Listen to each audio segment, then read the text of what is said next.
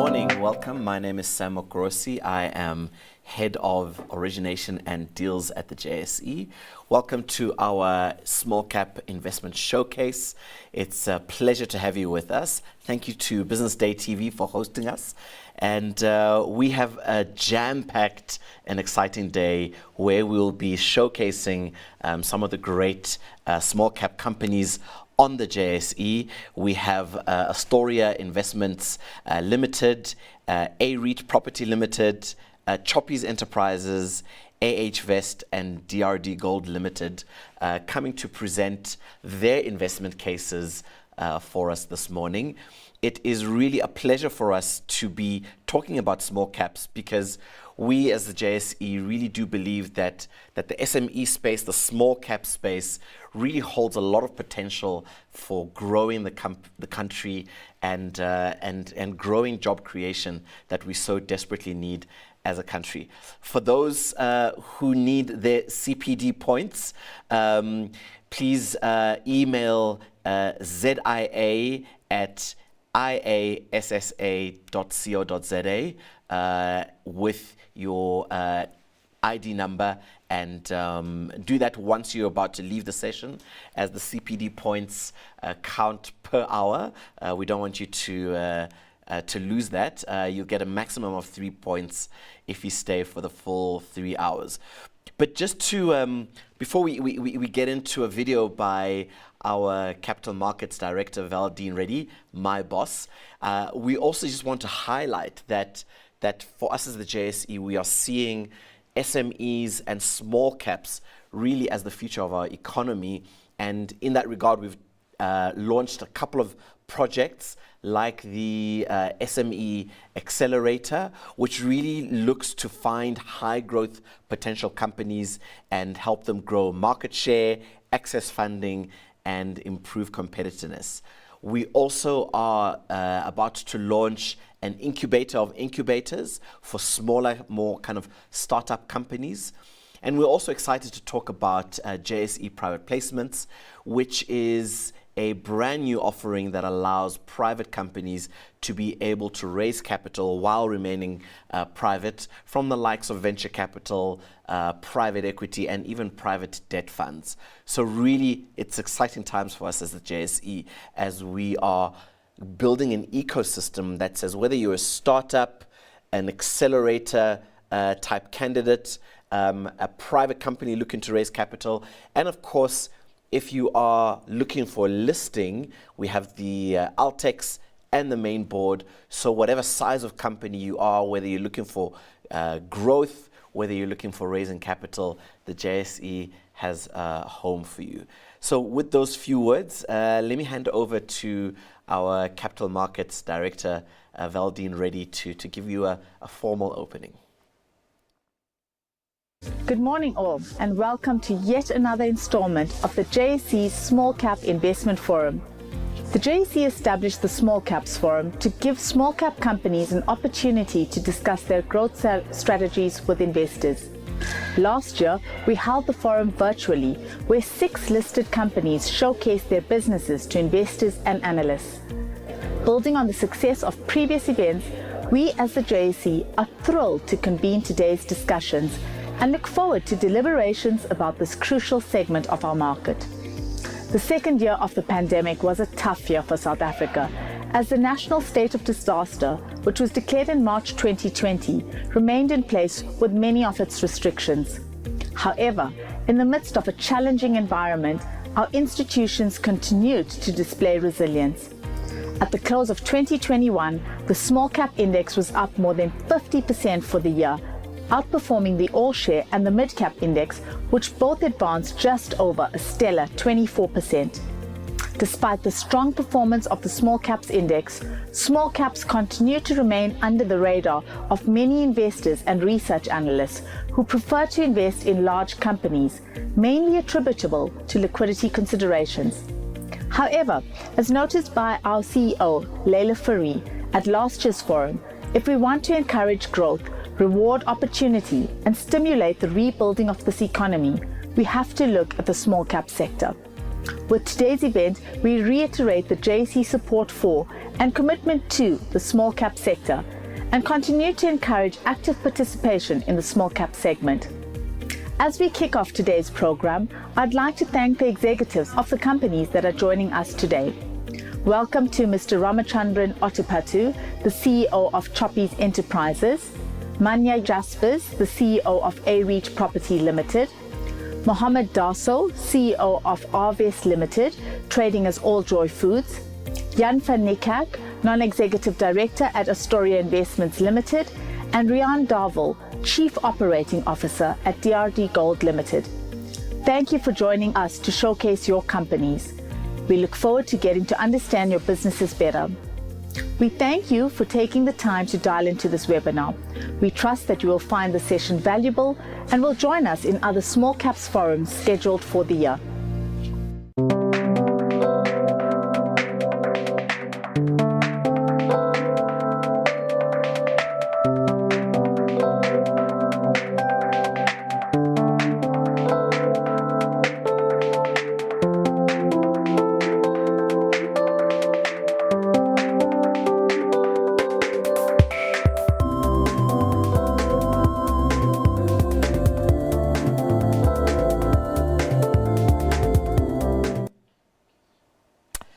Thank you, Valdine.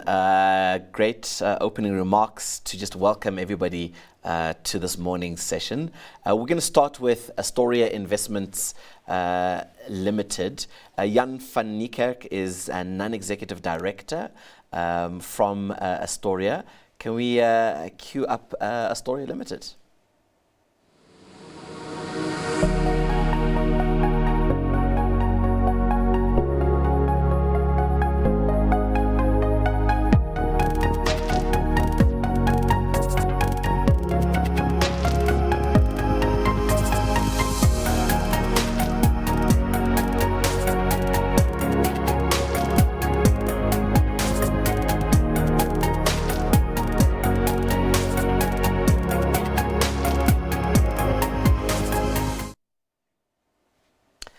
Excellent, thank you. Really good to have Mr. van Niekerk with us. So can we maybe just do an opening about the business? Tell us more about really what Astoria is known for and where the opportunities lie for investors. Sam, good morning and thank you very much for the opportunity. Astoria Investments is a Mauritian domiciled global investment holding company. A bit of the history is that in June 2010, we listed an investment company on the JSE called Resium and Caliber. Over the subsequent 10 years, we made a number of investments in Resium and Caliber. And in 2019, part of that investment process was we took control of then Mauritian listed company Astoria Investments. Subsequent to that, we have spun off most of our investment assets from Resium and Caliber into Astoria, which left mostly one big asset in Resium and Caliber, which is Gold Rush, and we'll talk about that a bit later. And then in April of 2021, Astoria was unbundled or distributed from Resium and Caliber, which means that the shareholders of Resium and Caliber received one Astoria share for every one RAG share they owned before. Inside of Astoria, we aim to grow the net asset value of the company in US dollar terms at quite a high rate, as high as we can achieve. We do this by focusing on investing in what we think are good companies, which are managed by good management teams. And we try to do that at good or fair prices. We focus on growing the net asset value over time. It's an investment company. We do not pay dividends. We also have quite a wide mandate, which means that we can invest in listed and unlisted assets. We can invest in South Africa and we can invest overseas. But it is important to remember that Astoria's network, or the team that makes investment recommendations to Astoria, is firmly in South Africa. And as we talk through the portfolio of companies a bit later, you will see that most of our exposure are in South Africa at the moment. No, excellent, excellent. Thank you, Jan. And maybe we can actually dive into that. Why don't you tell us some of the portfolio companies that you're holding on to and where the growth opportunities are in those businesses? Sure, thank you, Sam. I've shared my presentation with you. As a start, I'm showing you the list of companies that Astoria is invested in, and we will talk through each and every one of those. But since we focus on our net asset value over time, I want to highlight that as at the end of December 2021, the net asset value per share of Astoria was R9.92, and that was an increase of 43% from the same time a year ago. We highlight and we disclose the growth in net asset value per share, both in rands and in US dollars. Over the same time, the US dollar net asset value grew by 34%, and the difference is basically just because the rand depreciated for a bit during the year. The first investment I want to discuss is Outdoor Investment Holdings. It's the single largest asset in Astoria. It's a vertically integrated group that's focusing mostly on hunting and outdoor enthusiasts. We have basically a retail chain, which is 5 mega stores, 1 in Stellenbosch and 4 in the Gauteng area. In these stores, which trades under the brand Safari and Outdoor, we service over 800 brands in the hunting and outdoor environment. We have 400 staff members. We have interactions with more than 800,000 customers over a year. And our customer base are mostly people that like and appreciate hunting and outdoors. We do sell a lot of items that are under license, like firearms and ammunition, but there's a large part of the business which trades in apparel and related items to the outdoor environment, and that doesn't trade under license. This business was started about 20 years ago as a small optical business, a single store in Stellenbosch, and now it's grown to be a holding company for much more. In 2011, we established Inyati Sporting Supplies, which is a wholesale importer and distributor of branded products in South Africa. And in 2016, we acquired Formalito, who is also a wholesaler and importer of branded outdoor products in South Africa. And 3 years ago, the group also started the Family Pet Center, which is a chain of mega pet stores. The basic premise of the retail business here in Safari and Outdoor is we have large destination stores, which allow us to carry a huge range of product, which means that any one of our customers, that some of those drive hundreds of kilometers to come to our stores on a regular basis. When they arrive, they find what they look for. They don't have to wait to get their product. That means that we have quite a loyal customer base, and in this is quite a strong niche. We understand that not everybody in the country are fans of hunting, but those people that do enjoy this as a pastime have become quite dedicated customer base.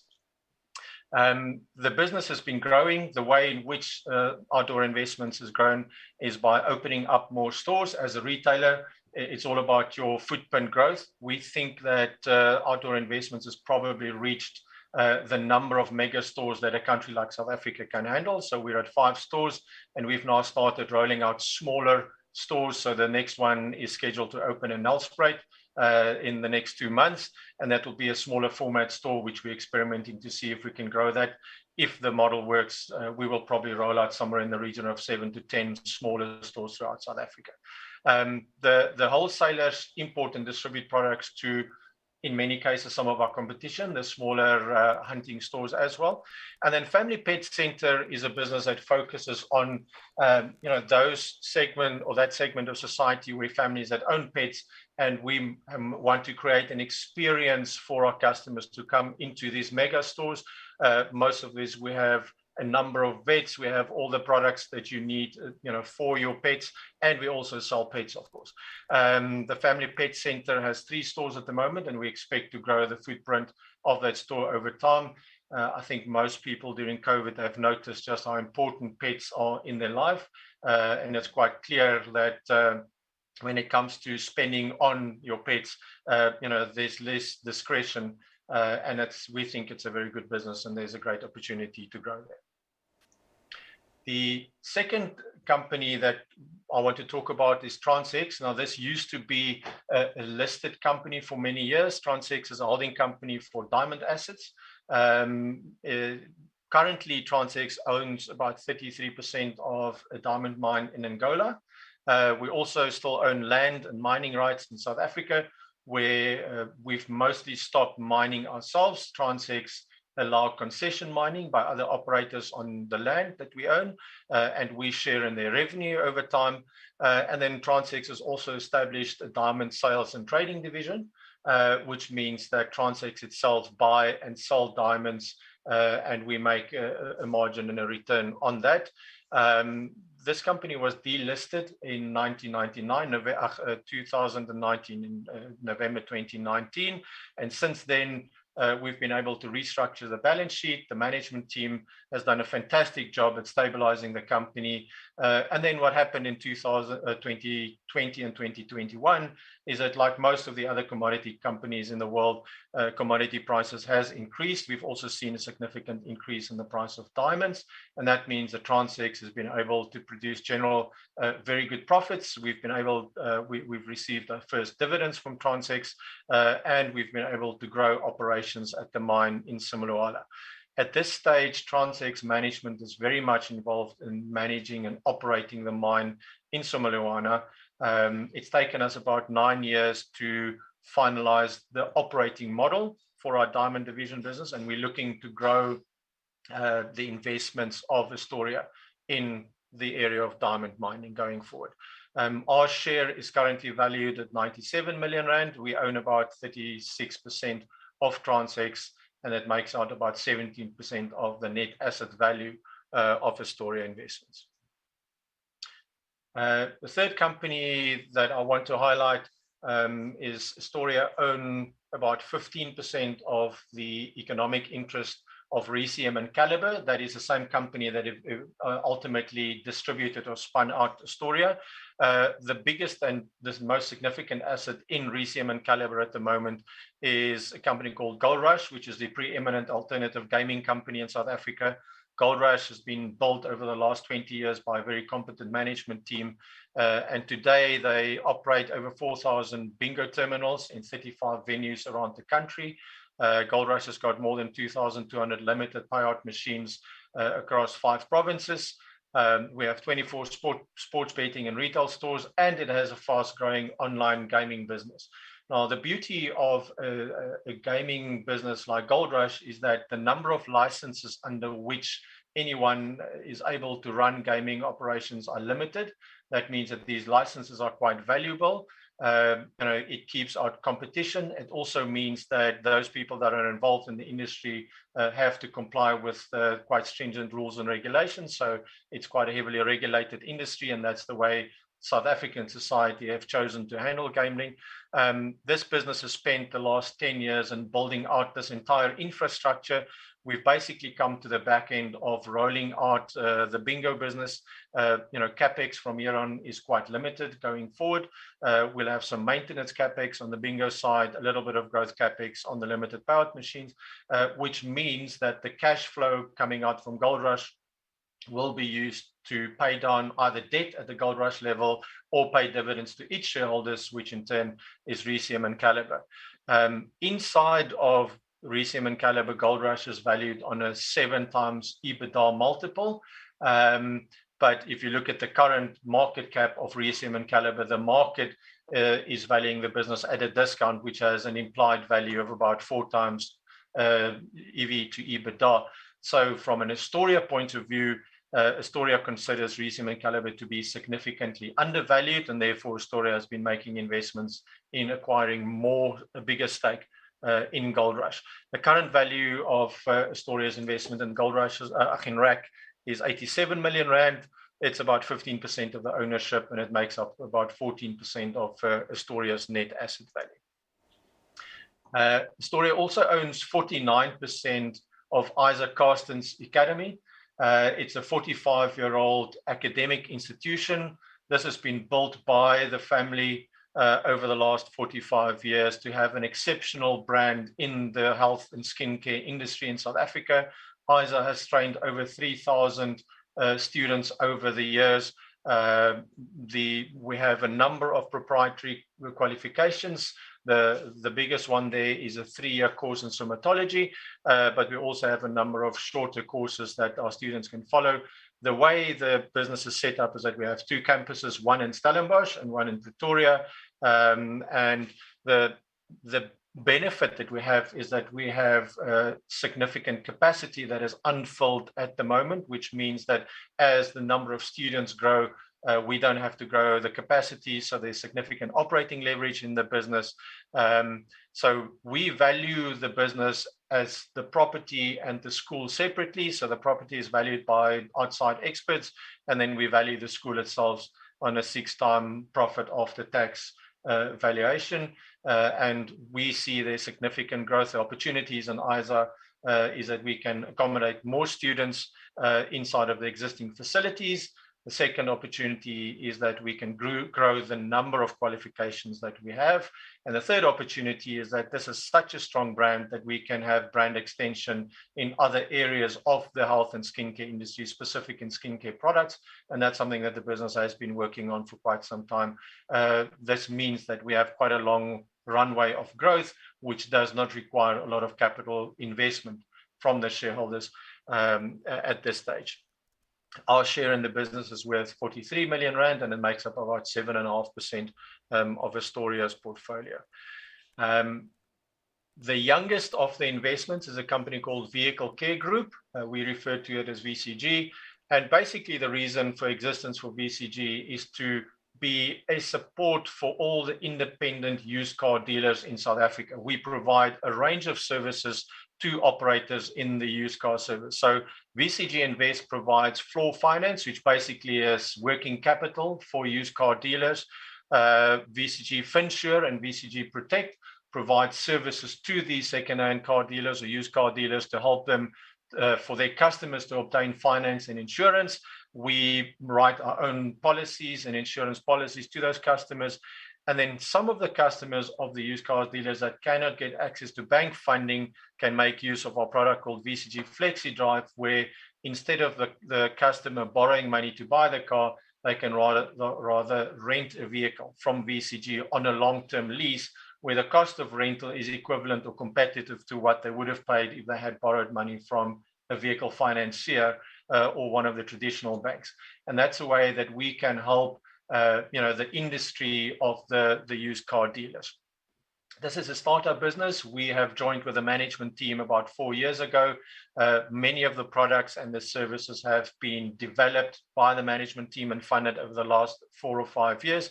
The business is expected to be profitable or break even in the first half of 2022. So at the moment, we value our investment in VCG on a discount to the face value of the shareholders' loans that we have used to fund the business. On the equity side, we own just under 50%, and subsequent to year end, we have negotiated to increase our shareholding in the business, as we're quite excited about the opportunity and the growth opportunity for this business in South Africa. And the last investment I want to highlight is we own just under 1% of JSE listed company AfriMat. I believe AfriMat was also presented at this forum at a prior stage. So your viewers will be very familiar with AfriMat. The way we acquired our interest here is that we used to be owners of a company called Unicorn Capital, which owns a significant anthracite mine in Mpumalanga. And AfriMat wanted to acquire that mine. In the process, what happened is we accepted AfriMat shares in exchange for our shares in Unicorn Capital Partners, and that's how we ended up as shareholders of AfriMat. We think the management team under guidance of Andries van Heerden is spectacular, both in executing the operations but also in capital allocation. So we are very happy and comfortable owners of AfriMat shares. But this doesn't fit in with our strategy, which is to be significant minority shareholders and partners to management in the companies that we own. So over time, we expect to sell our share in AfriMat and redeploy this capital into some of the other opportunities that we see on the Astoria process. So in terms of the prospects for the business, Astoria is now established as a standalone global investment company. It has cash on its balance sheet. As you can see, most of our underlying companies are growing, have sufficient capital, and they have the ability to pay dividends, which means that together with the cash on the balance sheet, the dividends we'll receive from the underlying companies, and then the fact that we have an ungeared balance sheet ourselves gives us lots of flexibility to pursue further investments. And those investments that we are pursuing will be to make significant minority investments alongside founders and entrepreneurial management teams, where we can work together as peers, and where we can bring benefit to their business and helping them to make sensible, unemotional capital allocation decisions. And that's the role we see for ourselves in partnering, with management teams. The underlying businesses that Astoria own at the moment are already well managed. They have survived the lockdowns and COVID of the last 2 years. If not all of these businesses are trading better than they have been before the lockdowns. We've been able to see significant cash flow and improvements. So there's not a lot of time and effort needed from the Astoria management team to help and support in these businesses. From time to time, there are opportunities to grow their underlying businesses, and that's where we get involved. We think Astoria is a very good co-investor and a capital partner to these entrepreneurial teams, and we can see continued growth in net asset value per share, because the way in which we value the underlying assets is to make sure that over time the valuation will unwind at quite a decent pace over time. Great. Thank you so much, Jan. Really, really interesting presentation. We have a couple of questions for you. One coming from, two coming from Keith McLaughlin, who's from Integral Asset Management. And really, the theme of his questions is around the discount to NAV that many investment holding companies struggle with. And his first question is around the cross-shareholding between Astoria and RCM and Calibra, around even the preference shares.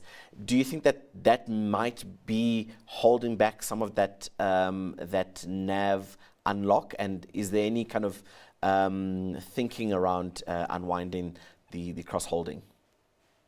Yeah, thanks, Keith. I think you're spot on in your comments. So first of all, we are working to eliminate the cross-holding entirely. In our latest annual report and our shareholders' letters, we made mention of that, and we've started with the first steps in doing it. We expect to have that cross-holding removed quite soon. Yes, the cross-holding might be one of the reasons influencing the reason for Astoria to trade at a significant discount to net asset value. I think there are other reasons as well. I think the South African market today just do not like investment holding companies. And as we have commented in our latest shareholders' letter, some investment companies have taken the decision to rather liquidate the portfolio or unwind the underlying assets, distribute those to its shareholders in order to create a once-off unlock in value. And in essence, that's what's happened at RCM and Calibra, where we have literally, RCM and Calibra basically have created a listing for Gold Rush on its own to unlock the value that was involved in there. Astoria will not be pursuing the strategy of trying to unlock the discount immediately. Astoria is set up specifically for us to focus on growing the net asset value per share at quite a rate over time. And even if the shares are trading at a discount, if we get the net asset value to grow over time, even if the discounts stay the same, the share price should follow at the same rate. Right. So we are not focusing explicitly or exclusively at reducing the net asset or the discount through an immediate transaction. We believe if we grow the net asset value at a good pace over time, investors will recognize that, and that discount will reduce. But this is our life's work. We're aiming to do this for quite a long time still. And of course, sometimes that discount is because people just don't understand the business. And so it's our pleasure to host you here to create that exposure to your business. Any thoughts on buying back shares at below NAV, or are you going to continue to use the cash that's on your balance sheet to grow that investment base? So the mandate is very wide. Our tool set is very wide, and share repurchases is absolutely one of the tools we will use. And I think we said it in our shareholders letter, and we discuss it with our shareholders regularly. At these kinds of discounts, we find it very difficult to find alternative investments that are better than our own share. And if we can get enough of those, we will do that. I think the one point I do want to make about share buybacks is that it doesn't help to buy 100 to 200 or 300 shares, on the screen every day.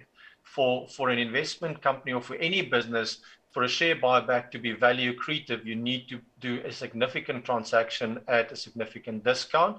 And those opportunities don't come by on a regular basis. So obviously we are in the market.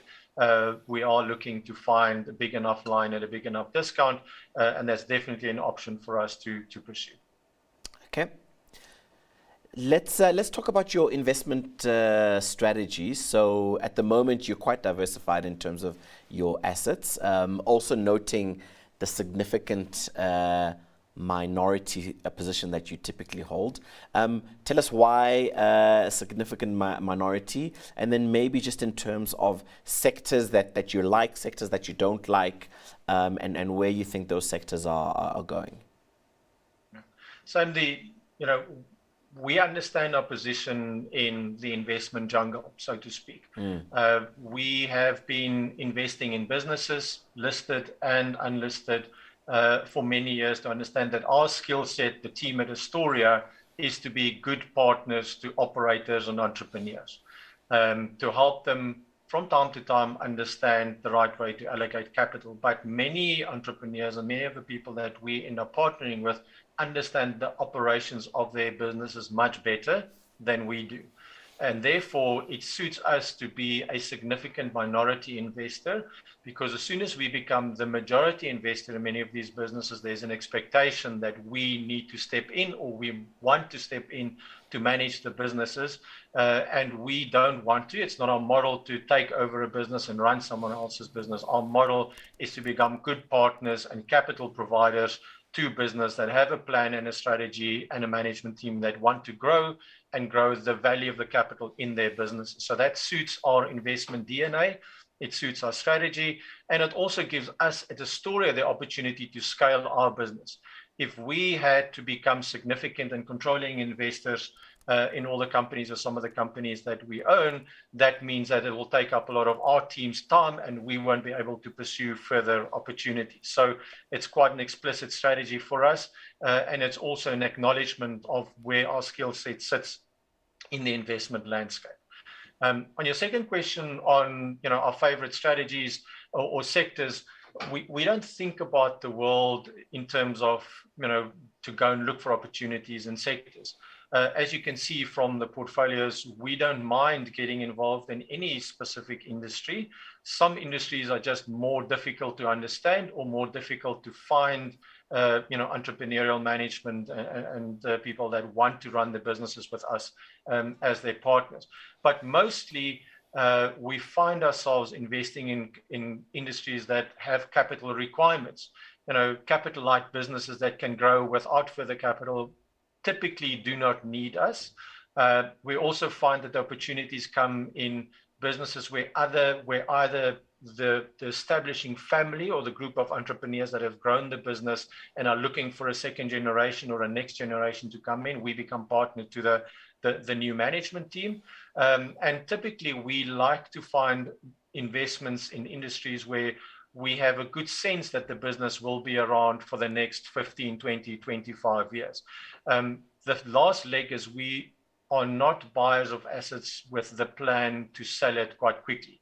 So where there is a model in private equity where you want to buy companies, fix it, repay debt, juice it up, and then sell it 7 years down the line, the intention of Astoria is never to sell any of our assets. There are other ways to unlock capital from the underlying assets. And therefore, the relationship that we have with the management teams is not one where we encourage them to underinvest in the assets and try and extract as much dividends as possible. We like to work with the team to grow the net asset value of their business over time. I think it's interesting that you talk about you're not afraid to invest capital, whether it's reinvesting profits from the company itself or your own checkbook, putting in capital into the businesses, because I know that many investors like to be actually capital light, but it's good that this is a place that entrepreneurs can find an entrepreneurial partner who's willing to write those capital checks. Can we talk maybe rest of Africa? You've got a Mauritius presence. Are you looking for assets in the rest of Africa or even overseas? What is your thinking? You did mention that your team is mostly South African, but just curious about any kind of overseas appetite. I think there's an old saying, apparently Confucius once said, if you tell me where I'm going to die, then I just won't go there. And what we have noticed is that many South African businessmen seem to die overseas. For some reason, it's been incredibly difficult for South African businesses to grow successfully outside of our own country.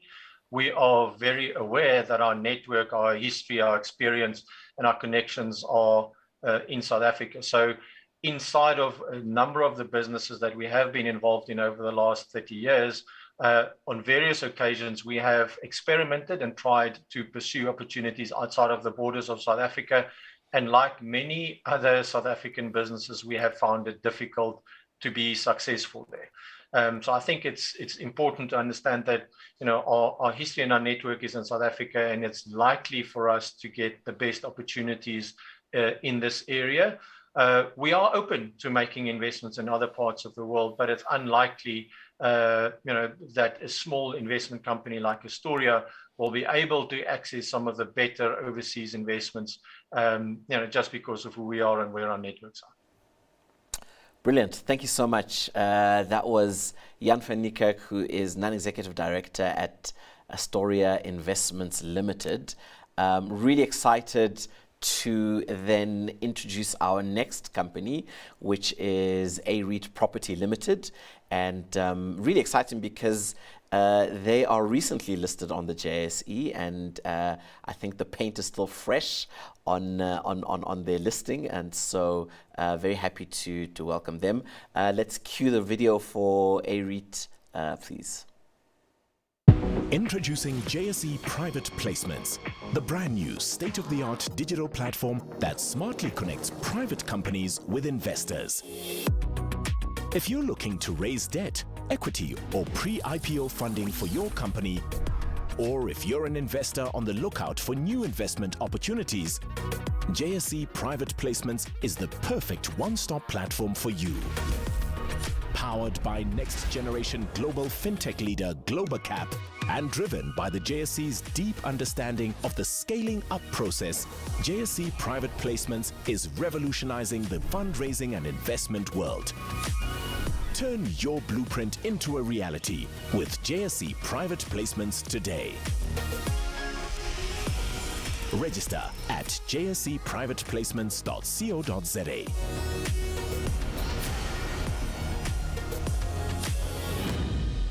T's and C's apply.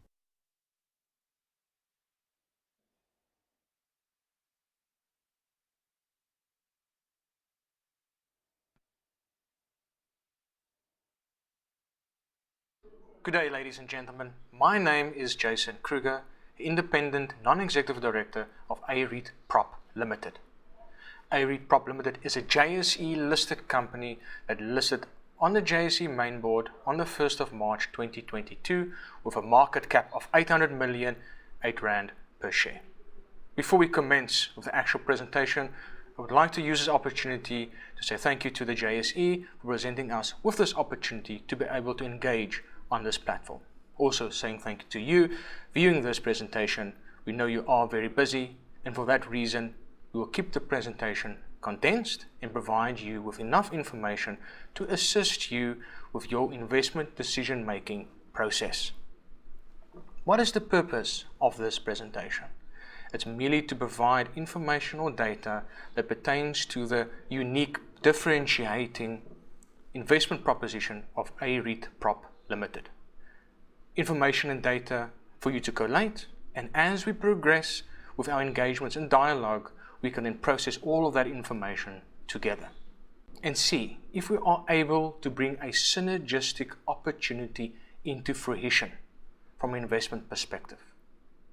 So what is a real estate investment trust? A REIT. A REIT offers investors exposure to real estate properties through JSE listed instruments. Since April 2013, all JSE listed property loan stock companies and property unit trusts have been converting into REIT structures. Investors get exposure to the property market without the large initial capital layout. Real estate investment trusts, REITs, are secure and affordable. Let's commence with the actual presentation.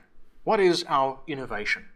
A-Reit Prop has a unique investment formula that is approved by the JSE to separate the risks and reward of ownership. Strong investment fundamentals incorporating fixed rentals guaranteed by large conglomerate parent companies. This means that our income is contracted for 40 years and will not be less than the fixed rental. Our leases include variable clauses that tops up our rental to 25% of our tenants' turnover. These aspects consolidate and strengthen the REIT investment formula whilst mitigating the risks. What is our unique formula? A-Reit Prop Limited, as ruled by the JSE main board, is the only REIT in the world to have our unique formula to separate the risks and rewards of ownership. We have achieved this by applying certain aspects of a regular motor plan to large property. Our REIT is placed in the shoes of the owner by way of the sale of leasehold rights. We do not want to own the properties. The REIT's income is the full rental without being unencumbered by any of the inherent risks of ownership.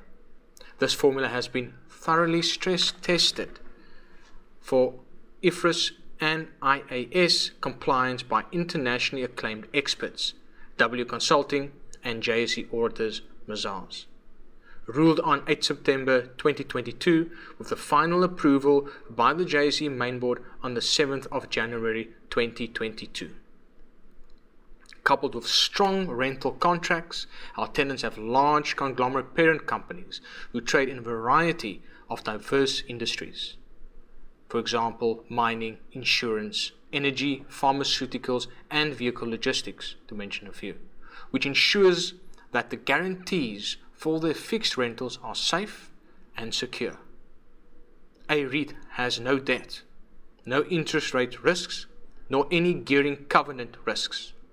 Each of these formula aspects make our revenue projection contracted income, annuity income, as our leases extend over 20 years. Ensuring that we are not exposed to any renewal costs, market-related rent adjustments, or tenant installations. In addition to our fixed rentals escalating, growing at 5% per annum, we have a variable rental component which tops up the fixed rental to 25% of our tenants' turnover. This ensures that we do not have any industry-related trading risks and purely a triple net lease. Fair wear and tear inclusive.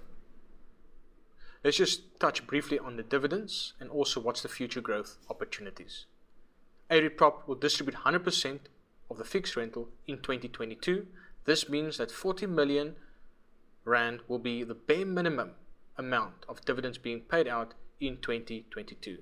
This is due to the variable income that's sufficient to cover all running costs of A-Reit Prop Limited. Future growth opportunities, both locally and internationally, we can apply this unique formula in all additional property opportunities.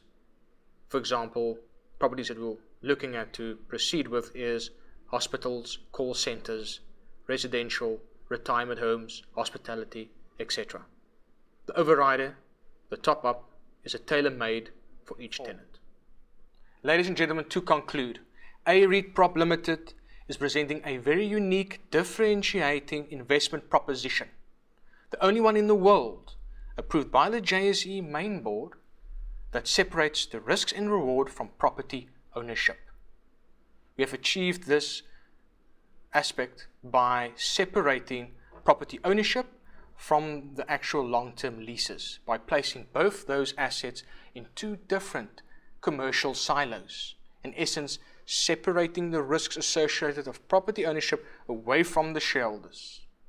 So the shareholders will know 100% going forward for the foreseeable future, for the next 20, 30 years, what their returns will be, with no unexpected or hidden costs derived from the property ownership. We provide a yield of 5% guaranteed dividend that grows at 5% per annum, with an additional 25% from tenant turnover as a top-up. This is a winning formula with massive upside potential and very little downside risk, supported and backed by a very experienced and competent management team. There's a saying, always embrace an opportunity for growth. If you are not growing, you are dying. A-Reit Prop Limited can present a conduit to that growth. A consistent, perpetual growth that can be incorporated within your investment portfolio, given the current capricious times that we live in. Let's engage. Let's start a dialogue. Ladies and gentlemen, let's create a true synergy from an investment perspective. A-Reit Prop Limited would like to say thank you once again for your time, and we wish you all the best with your future endeavors. And please, stay safe. Thank you so much, Jason. Really, really good to have you with us. I think that it's an interesting model that that A-Reit has in terms of separating the lease from the property ownership, and obviously then allowing investors to split that lease risk from the property ownership risk. I guess my question at this stage would be, in terms of that property ownership, who are the landlords that actually own the properties? Is it an associated company, or are these third-party landlords that you engage with, Jason? Sure. Morning, Sam. Thanks for the opportunity. Yeah, so it's the same investors currently. So the current board that manages this is the current owners also on the property side. Right. So effectively, what it's an associated group of landlords, but it allows investors in your shares to split out that property ownership risk from the lease risk. Is that correct? Yeah, so it's one landlord. Yeah, that's correct. So in essence, it's one landlord on one side. So maybe take a step back. So there's two sort of silos, like I indicated, right? So the one is where the lease is situated, and then the properties. On the property side, in terms of the landlord, is one landlord. It's the same board currently serving on the board. So they've been running these properties for 20 years in this portfolio. They've were the hoteliers of this properties for 20 years. So there's a lot of experience backing that specific environment. So it's not just a random landlord company, it's the same owners. Brilliant. And of course, congratulations on your listing. It's proven successful so far, and really, really excited to have you on the board, on the main board. Tell us about some of these properties. It sounded quite an interesting array of properties. Both tell us a little bit about your current properties, and if you are looking, are there any new properties that you're looking to acquire and bring into the portfolio? Sure, great question. So the current portfolio as it is, like I mentioned, that it is derived from the historic arena from the current owners, where they've been managing those buildings and also being the hotelier. So it's quite comprehensive in terms of the knowledge and experience within that field. So the properties itself is all three properties based in Cape Town. Of two is hospitality and one a medical facility. Now, all three buildings is obviously 100% occupancy type buildings. So it's not like a shopping center or maybe an office block, etc. So we sort of bullish on those type of properties for certain reasons. I think COVID has taught us a few lessons, and our formula is obviously derived from that COVID black swan event that we all experienced. In terms of our future outlook, again, we are quite bullish. The formula we have currently that is quite unique internationally, can be applied internationally, and it's also a formula that is proudly South African at this stage, and it's something we can always look at going forward in terms of massive upside potential, as mentioned in the initial presentation. Elon Musk, for example, with his initial ideas also from South Africa. So we are bullish, as alluded to. So to the future properties, again, we can look at various types of properties. Hospitality there's obviously a field of expertise in that space, but we can look at hospitals, we can look at retirement homes, we can look at pretty much any types of buildings, and we are quite spearheading certain strategic relationships at this point, and also some negotiations currently for that future growth. Brilliant. And Jason, would you be raising more cash on the JSE to make some of these acquisitions? We'd love to have some rights issues on the JSE if that's part of your plan. 100%. That's the goal, to even raise further capital, to embark and to embrace and to spearhead this opportunity even further. It's quite a process to get on the JSE, and rightfully so, the vetting process, etc. So we've gone through those processes at this juncture, and we have now created again the differentiating platform as A-Reit. I spoke to my colleague before engaging. If you pose the question why A-Reit potentially, let me preempt it. So we are quite bullish, but for the uniqueness of our product offering, we didn't go for the REIT. I think we were being humble. We just go with A-Reit and pushing that further. So yes, the idea is to source further capital in this environment, which makes sense, and then work with shareholders going forward and embarking on future growth. Thanks, Jason. And maybe, it'd be interesting for me to understand from your side why you think that your listing has been so successful in a market that is a little bit choppy, a little bit volatile, with all the events happening overseas. Why do you think your listing was so successful, and what do you think it will keep making your listing a success going forward, especially with additional capital raises on the bourse over time? So I think it always starts with the core team, the originators. So bearing in mind the current ownership, they started this property portfolio from scratch as business owners and entrepreneurs, build it up to where it is and management over the 20-year period. So that's the foundation is laid, and we're now building on top of that foundation going forward. So at the end of the day, I think it is a combination of the ownership that's in place. It does play a big role, and then also the formula that we are implementing at this juncture. It is unique, and there is appeal for that. Again, providing guaranteed returns with mitigating property ownership risk associated with that. And I think that is a good foundation moving forward into this type of new commercial arena. And I say new commercial arena, again, from the previous environment we've found us all in terms of this Black Swan event, is to pivot from a hospitality type environment into where we are now is quite a pivot.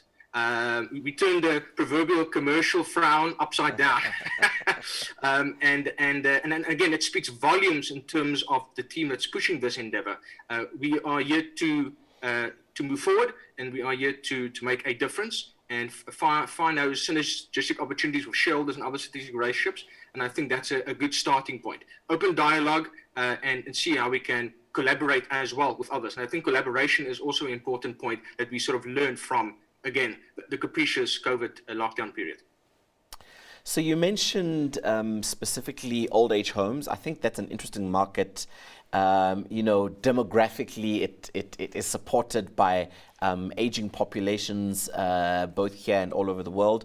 But also, it is quite a fragmented market as far as I understand in the South African context. And many folks I've spoken to are keen to help consolidate that market. But I assume that opportunities are limited in terms of acquisitions in the retirement space.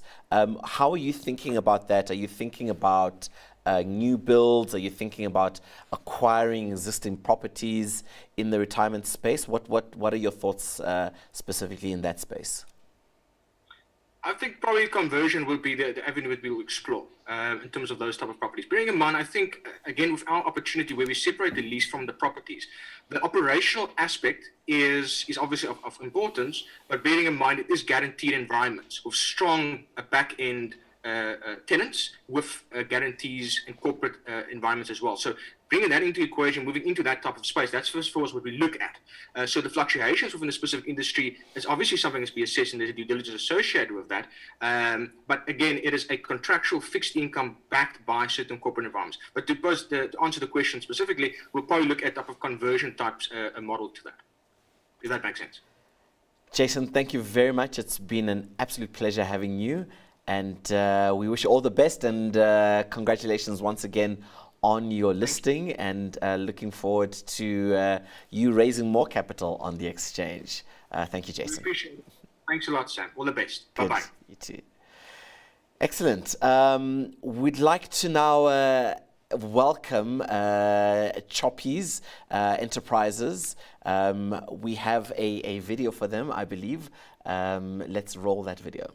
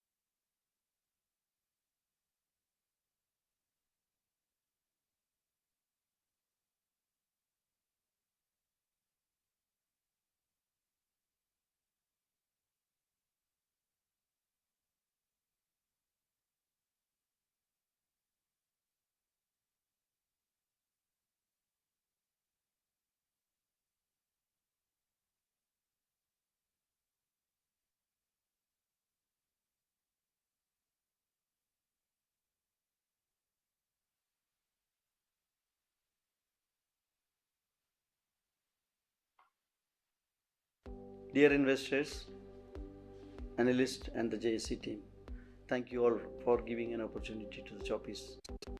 Dear investors,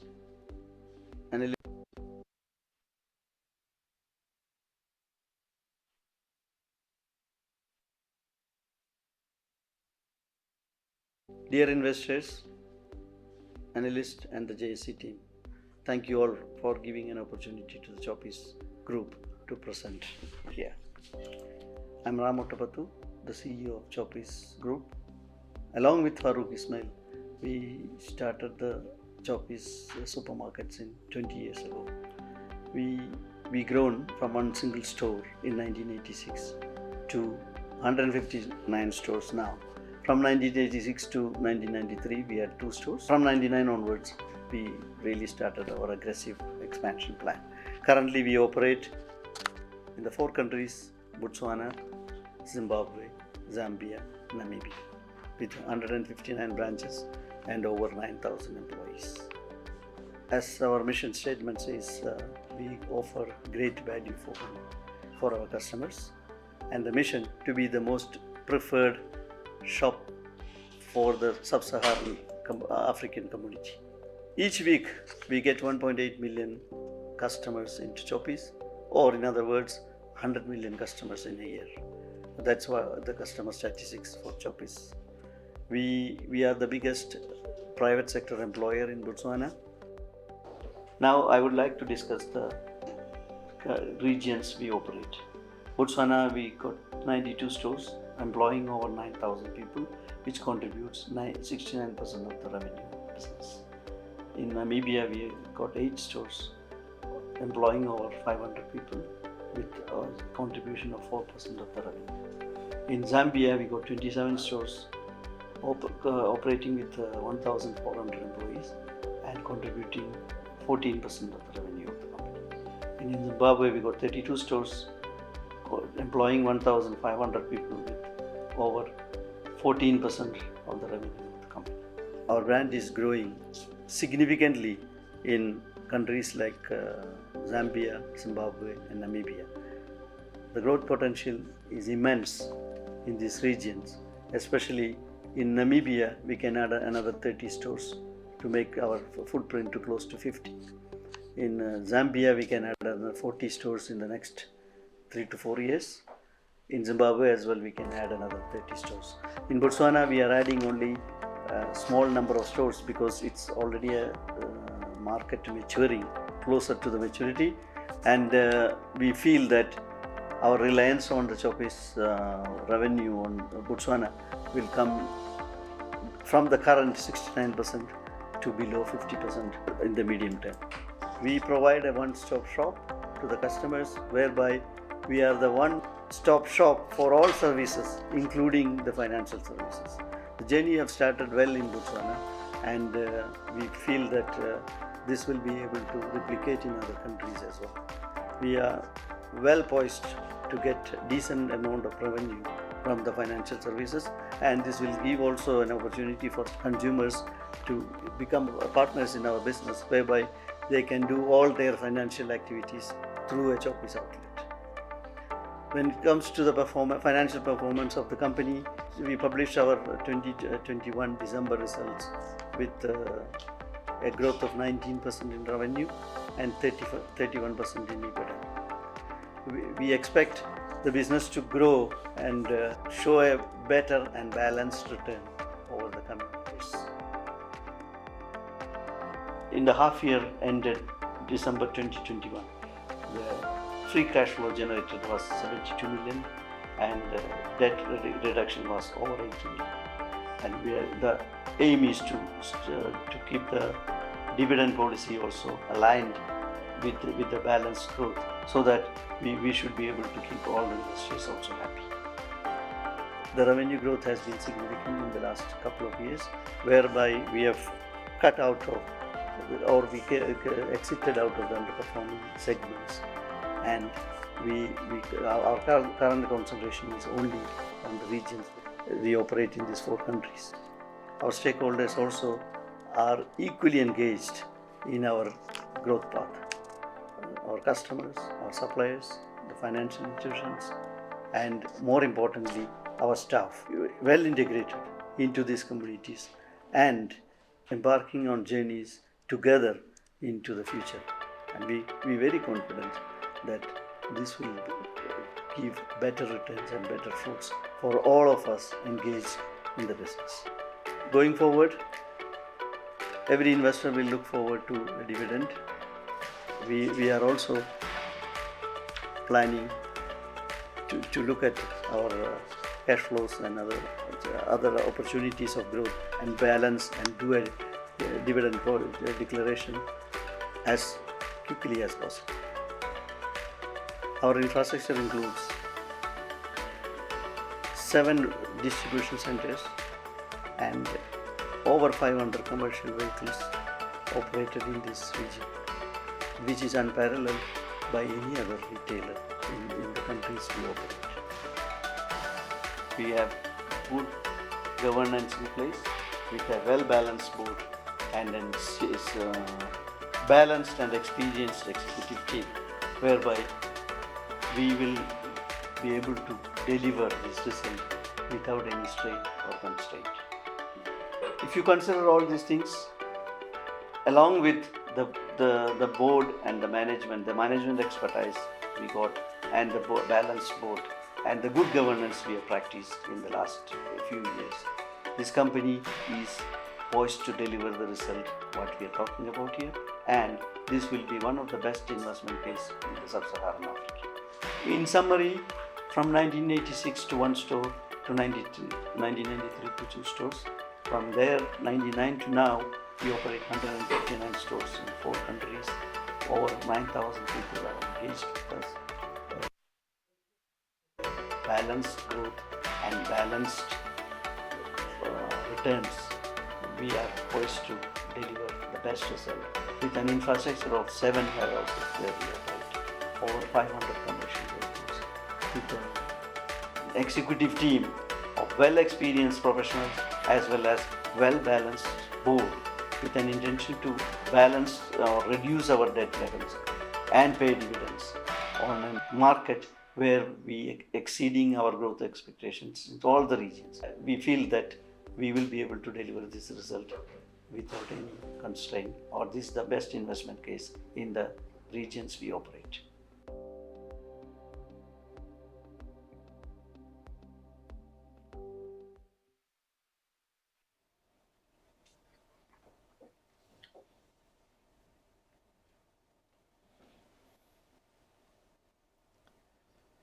That was the CEO of Choppies, who will be having a Q&A, live Q&A with me in a moment. But before that, a couple of reminders. If you do have questions for the companies, please email them to ricardo@bdtv.co.za. As you can see on your screen, ricardo@bdtv.co.za. And those precious CPD points, you can email your name and your ID number once you leave the presentation at zia@iassa.co.za. That's a lot of A's. So zia@iassa.co.za. Ram, welcome to our small caps presentation. We have a couple of questions for you. We have Keith McLaughlin, who's come in with a couple of questions around inflation. Obviously, inflation is a challenge at the moment for many consumers, and we'd love to know, how are your consumers finding the inflation challenge? Is it causing a lot of contraction in customer wallets, and how are you dealing with that, both from a supply perspective and a demand perspective in your space? Thank you, Sam. We also face the same pressure on inflation to deliver stock at a better price to the consumer, and always price increases from the supplier. What we're seeing a trend is that there is a shift in consumption pattern. If you look at the essential commodities, the sales are not actually dropping, but the consumption where they can defer or they can avoid, the consumers are avoiding. We on constant battle with the suppliers not to increase the price, but these days everything is uncertain, and those factors are affecting the price increases, and some of them we can't avoid it as well. Ram, do you have a sense of what the current inflation rate in your portfolio of goods, your basket, is looking like across the region? It depends on each country. Like in Botswana, it's just around 8%, 7 to 8%. In Zimbabwe, there's obviously the currency situation is so volatile that there's hyperinflation. In Zambia, it is also stable to the tune of maybe 8 to 10%. Namibia will be the same. Maybe we can focus a little bit on Zimbabwe. How do you then deal with that currency shortages and the hyperinflation? We try to commit only a weekly price to the consumer, and we try to book stock in advance as well, based on the prevailing exchange rate. We try to balance it on a week-to-week basis, not on month-to-month basis. And it's really unpredictable. The changes will come sometimes totally unnoticed, and it's a challenge. But we managed so far. No, excellent. Congratulations on that. You mentioned that Botswana is your home ground, but you are expanding across the continent. Where do you see the growth coming from? Are you planning to enter new markets, or your current markets, like I think you mentioned opportunities to grow in Namibia? Are you still looking in those current countries, or are you also exploring some new countries to enter? The growth potential available in the current countries where we are operating itself is immense. We can almost add another 100 stores in the next 4 or 5 years' time within these markets. So our market share can go to a reasonable, decent levels in this market, and the brand is growing very, very well in these geographies. And where do you see the growth in those markets? Is it just because the markets are underserved, or are you seeing growth in consumer incomes in those markets that's then creating additional demand? No, most of these markets are underserved, especially Zambia and Namibia. Zimbabwe, yes, there is serviceability in that market, but definitely in Zambia and Namibia, their opportunities are there to grow in big numbers into the underserved areas. And it's a new brand. People are accepting it with whole heart. No, excellent. And that then leads me to another question by Keith McLaughlin at Integral Asset Managers, which is around competition. Who do you see as your largest competitors, and what do you think your competitive advantage is against some of these other players? So we operated always outside South Africa in a very successful manner. Okay. And we established by competing ourselves with the South African chains, and we still hold that we got better competitive edge in the outside South Africa, in the African countries, against the South African chains, whoever it may be. Right. So we have done extremely well in these markets. No, excellent. So maybe you think that your competitors are people like Shoprite, maybe Massmart, who are South African but operate in some of these countries. And your game plan against them, is it around price cutting? Is it around availability? Is it around opening stores in underserved areas, or all of the above? Look, we've been competing with the South African chains all along. Okay, all this market share we gained over these years is by competing against the South African chains, and it is outside South Africa. The dynamics are different than in South Africa, so that is where we are good at. No, excellent. So that's our unique selling point. Brilliant. Ram, thank you very much. It's been really interesting to hear your story. I love the growth in number of stores, up to 159 stores now, 9,000 employees. We know how dire it is to grow job creation on the subcontinent. So thank you very much for joining us. Ram, the CEO of Choppies Enterprise Limited. And now we are ready to move to Ahvest. Mr. Mohammed Darsot, the CEO, will be joining us, and very excited to have him with us. Do we have a video before Mohammed comes on?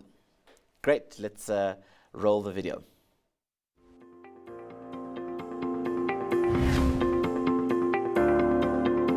Darsot's Ojoy is a 100% black company owned by Mr. Ismail Dasot, who is an accomplished businessman who has been in the food processing industry for the past 25 years. He's highly experienced in the business and is also involved in the day-to-day operations. The company is located in Greater Tanin Local Municipality in the eastern quadrant of Limpopo in a place called Mujajis Kloof. The expansion plant was brought into operation, processing about 750 tons of raw tomatoes to make about 36 to 38 bricks of tomato paste per day, leading to an increase of 250% from the former processing of 150 tons of raw tomatoes to make about 36 to 38 bricks of tomato paste per day.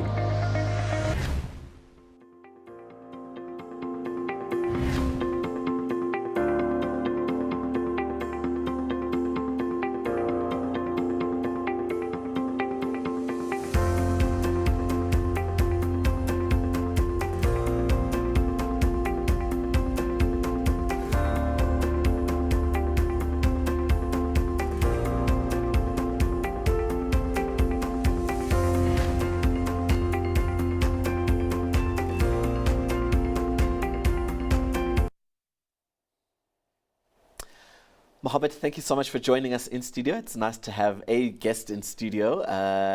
Our other CEOs are on Zoom today, so it's, I think we all need a little bit of human touch after the last 2.5 years.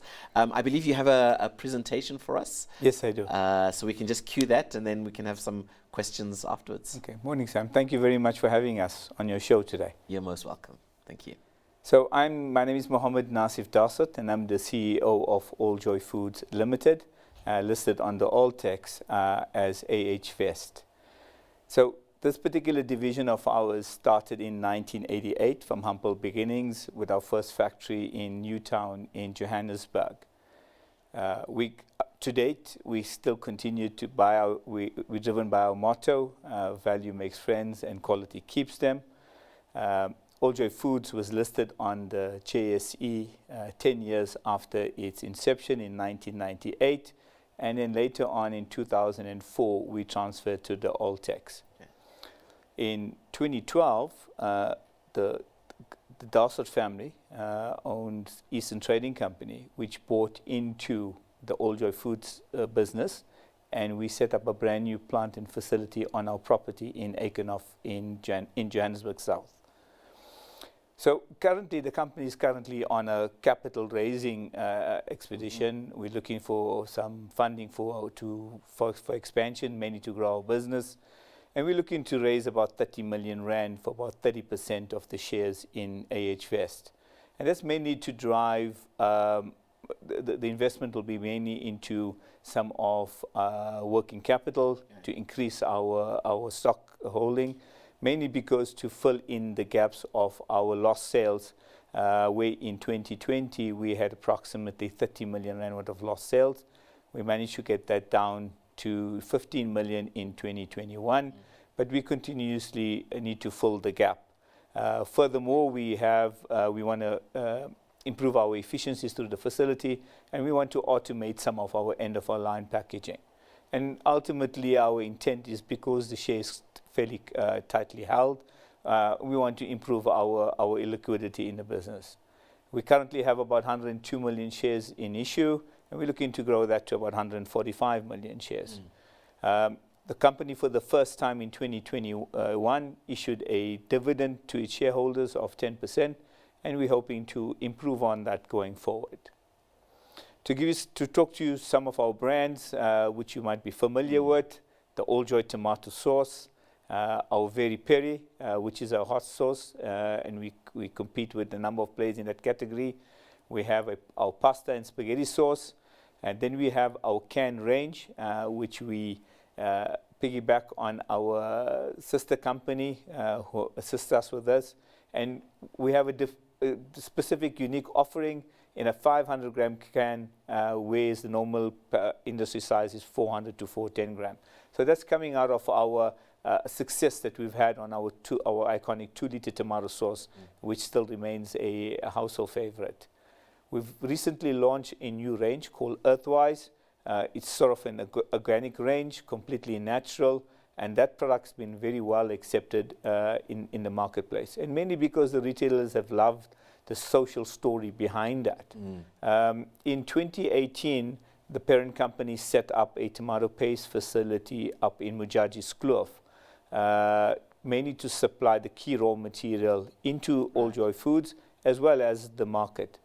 And in order to develop the indigenous farmers in that area, we've attracted them to bring their tomatoes to us. So where the tomatoes don't meet the spec required for tomato paste, we then utilize the tomatoes in our Earthwise range. So this range is completely natural.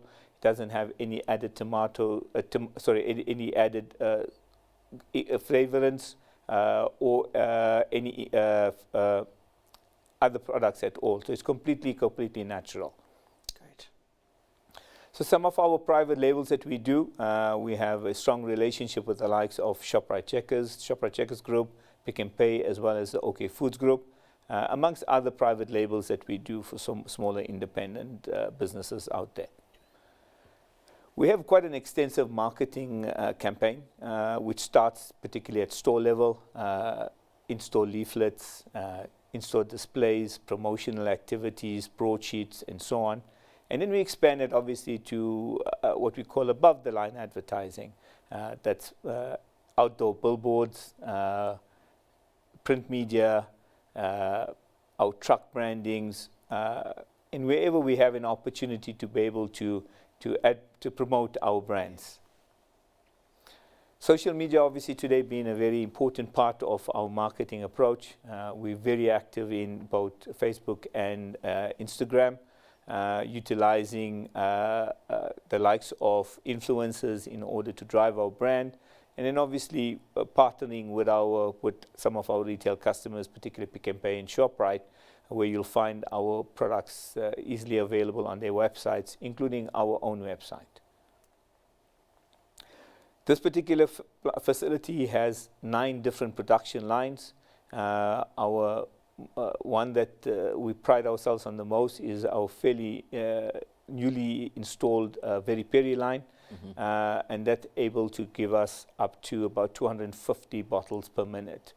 And then we go through line number 2, which is our traditional Very Peri line. That's able to do multiple pack sizes. Our line 3, which does mainly our specialty sauces, like our pasta and spaghetti. Our line 4 does our Big Squeeze, which is a huge hit with the younger generation.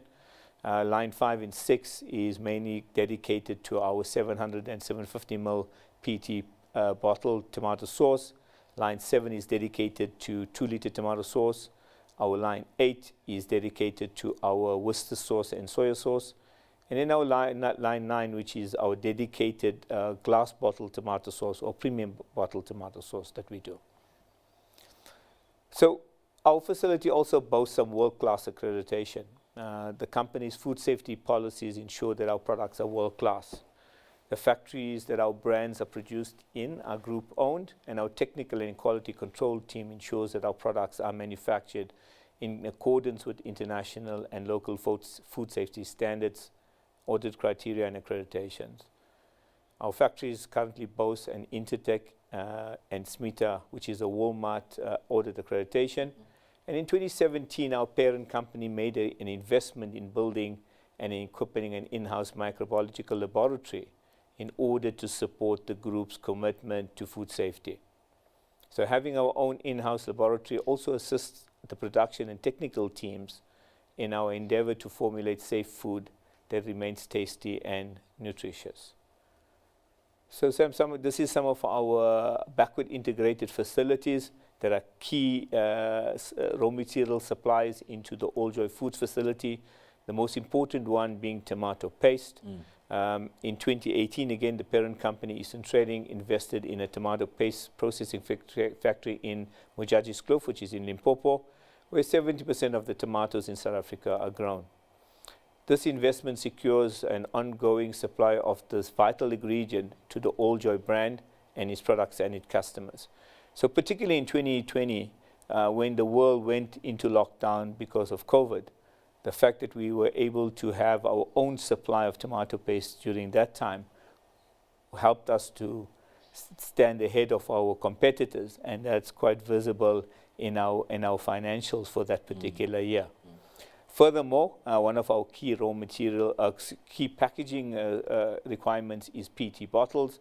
And again, in 2015, the parent company had made an investment in one of the largest independent PET plastic bottle manufacturers in the country. This factory recently relocated to our main site in Eikenhof, and that's directly adjacent to the Alljoy Foods facility. So some of our future prospects, key in terms of driving our brand, the company is fairly focused on our export business, and we started this initiative in 2017, and we've been promoting through the assistance of the DTIC at some of the major food shows in the world, mainly CL, which is in Paris, Anuga in Germany, and the Gulf Food Show, which is in Dubai, amongst others that we've attended.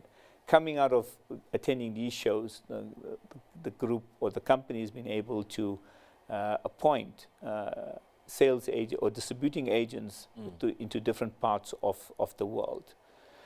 What we're also looking forward to, which we haven't been able to gain the full benefit of it, is the Africa Free Trade Agreement, and that gives us an opportunity in the coming years to be able to direct our product into the 54 countries that have participated in this particular agreement. So markets that we've targeted are mainly, besides the African countries, are the Indian Ocean islands, mainly because of their proximity to South Africa, the Middle East and the Gulf regions, mainly because they have a similar taste profile to the South African market, as well as the Asian countries. So just to take you through some of our highlights of our financials, Sam, as you can see, from 2018 till current, the group or the company has been growing quite substantially, both on the top line as well as the bottom line. As you can see, we grew quite significantly in 2019, and furthermore in 2020 because of the COVID period. And we've just put out our 6 months results, and as you can see, the company is performing quite well in the 6 months, even though we have been numerous challenges from supply chain perspective. We are rising up to the challenges that we're facing, and so the company is growing quite well since 2018. Because we've been able to synergize the group, we've been able to generate some good revenue out of and profitability out of that. As you can see, our non-current assets as well has grown quite significantly in 2019, and now from the year 2018 to current, our total assets have grown quite significantly.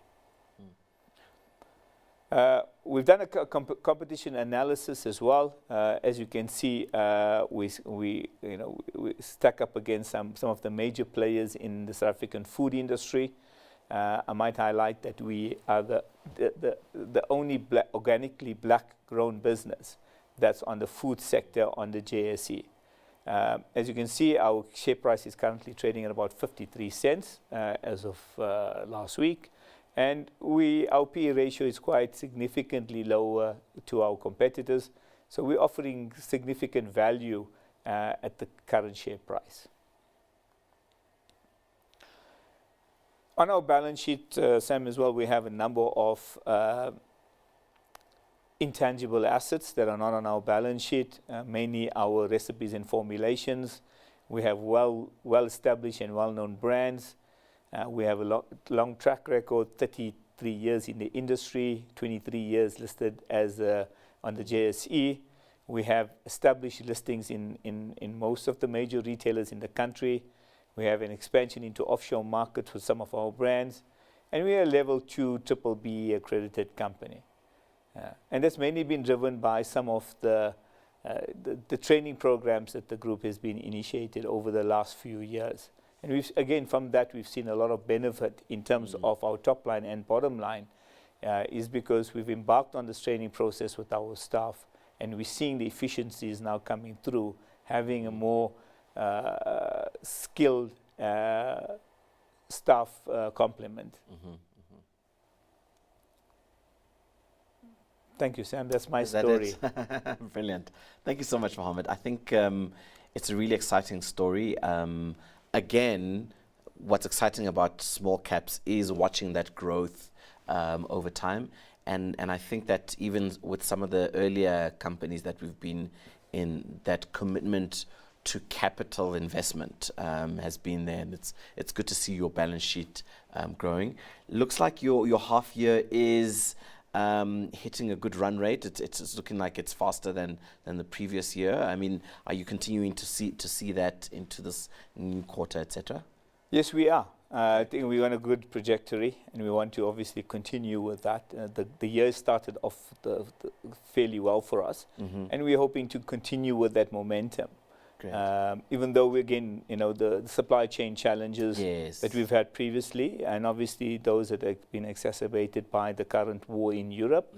But bearing that, we're quite excited for the future. No, excellent. How much of this growth is coming from local markets, and how much is the fruit of your international expansion? So currently about 50% of our growth is coming from the local market, and the balance coming from the new export markets that we are developing. Okay. So presumably then you probably expect some large headroom in those international markets, because it's still early days, isn't it? Very much so. Okay. Yeah, we're quite excited about that market. Obviously, COVID's put a bit of a damper on that in terms of our activity in that market. But I mean, we're hoping that 2022, those global markets will start opening up for us again, and we'll be able to start traveling into them and start engaging with some of our potential clients. Indeed. Question from Keith McLaughlin, who's been very consistent in sending us questions from Integral Asset Management, is exactly on that supply chain challenges. I know we're talking about them off air in the morning. Just tell us, just give us a sense of what those supply chain challenges mean in your world, whether it's shipping, whether it's getting product out, etc. Well, it's a combination of both, Sam. But more important is obviously getting product in. So some of the raw material that we are reliant from imports. And because of the challenges that we've had due to COVID, but more exacerbated by the challenges that we have at our current ports and delays, we're finding that shipments are either cancelled or pushed out. And that's obviously impacting on availability of raw material when we're expecting them. And that's requiring us now to be able to increase our inventory of raw material and finished stock in order to be able to meet our customer demand. And that's obviously going to have a major impact on our working capital. Right. And hence then your current program to raise additional capital for that. Okay, so effectively working capital cycles are increasing, and so you need to carry more of that on the balance sheet. And then I suppose that then goes into the next questions, which is around liquidity in your shares. Obviously then issuing new shares to build up your working capital would then improve liquidity in your shares as you broaden your shareholder base? Very much so. So currently the share is fairly tightly held by the Eastern Trading Group or by the family.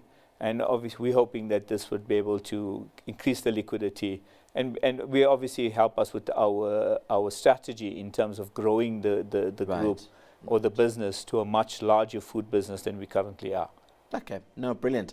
And of course, one of the benefits of liquidity, or one of the drivers of liquidity, is just a wide knowledge base. And so we really appreciate you coming in, speaking to our audience, and it's been an absolute pleasure giving you this opportunity to tell your story, which is a great South African story, and wish you all the best going forward. Thank you, Sam. Thank you to yourself, Business Day, and the JSE for giving us this opportunity, as well as your viewers. No, thanks, Mohammed. That was Mohammed Darsot, the CEO of Ahvest. We have a video coming up for DRDGold, and then we'll be meeting with Rian Davel, the CEO. Let's cue that video.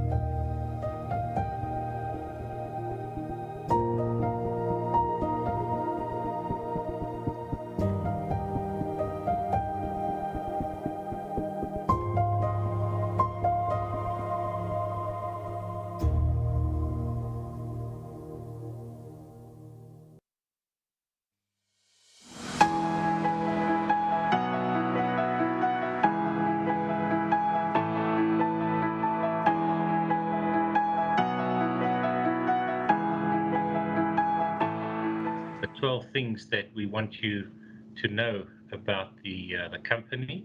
There's an extensive presentation that's loaded on our website, and we encourage you to page through that. And also, if you want to know more about the company, perhaps read through the integrated report. Firstly, our company is listed on the Johannesburg Stock Exchange, obviously, but we have a second listing or a secondary listing on the New York Stock Exchange, where we have an ADR program, and approximately 25% of our shares in issue trade on this exchange through the ADR program. We're South African based. We have a very large on-surface resource. All of our resource is contained in former waste dumps, mine waste dumps. So we do not create any new waste. We simply retreat waste that had been placed by somebody else there decades ago. We have a large resource in excess of 10 million ounces in resource, of which 5.35 million ounces are in reserves. We have two operations here in the Johannesburg region, Johannesburg and West Rand region. One's called Ergo, where we have 2.8 million ounces in reserves. And then we recently added, a few years ago, the Far West Gold operations. It was an asset acquired or a project acquired from Sibanye-Stillwater, and they've since also become the majority shareholder in our company, holding 50.1% of the shares in issue in DRDGold. We differentiate ourselves on the basis that we believe we offer relatively low operating risk, relatively speaking, compared to the deep level underground environment. And we say that on the basis that we do not do any deep level mining. We have other risks, of course. Logistics are important in our environment. We're a value-driven enterprise, so we've got to make sure that we deliver those tons, and also make sure that we achieve the requisite recoveries. And as a consequence, that's the next point, point 4, we are a highly mechanized company. We rely extensively on technology, digital surveillance, and we also have very significant automation in just maintaining a stable working environment, or maintaining our operations in a stable state, and working towards very specific parameters, operating parameters. Our labor force is much smaller compared to the deep level environment, In fact, I prefer not to refer to our labor force as a labor force. We have more of a group of operators, mostly involved in a level of work that requires the use of equipment, the use of technology. And we also have a very slow turnover, stable labor force, very low turnover. Most people see out their careers in our organization, and it's one of the things that we pursue, to provide an environment where you can live out your full potential as a person. And in order to maintain these the requisite extraction efficiency whilst pursuing these very large volume throughput profiles, it's important that we stay on the cutting edge in terms of extraction efficiency, and therefore we do have an ongoing research and development program, and we look at two very specific fields of research.